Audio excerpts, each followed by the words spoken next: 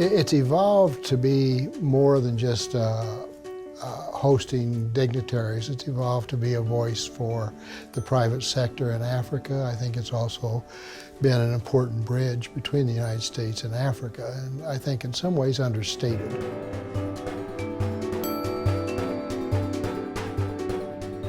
Well, I met Steve when he first took over the Corporate Council for Africa, which is a long time ago, 17 years ago. And he took it over at a time when the Corporate Council was in difficulty. And I think my favorite story was really to watch him in action. It is a rare kind of leadership which combined the qualities of a statesman with the more pragmatic, balance sheet-oriented demands of day-to-day business. Because it wasn't easy to restructure the Corporate Council. And Steve was not afraid to do something like that. You needed to have someone who isn't afraid of taking on tough challenges. Our Bureau's mission is partnering with Africa to promote democracy, peace, and prosperity. The prosperity part is key. The prosperity part is about encouraging private investments, encouraging American companies to look for opportunities on the continent of Africa. So Steve has been a partner in ensuring that the private sector has a role to play. He is a staunch advocate for the private sector.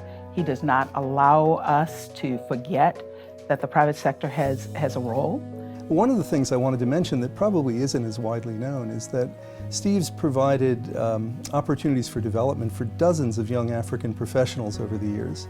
I think there are now about 11 different nationalities represented in CCA's small staff, and that's always been the case.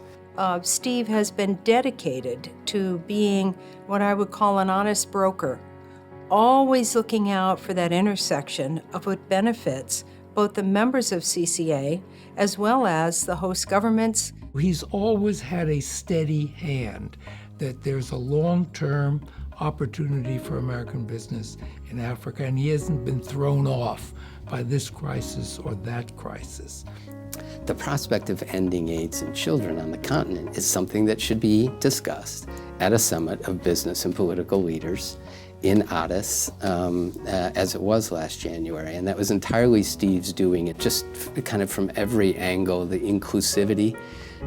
His commitment is to that, bring more people to the table, or get a bigger table, or bring the table to other communities. Yeah, well, I think Steve has developed an image, or almost iconic here in Washington, as the go-to guy for African business.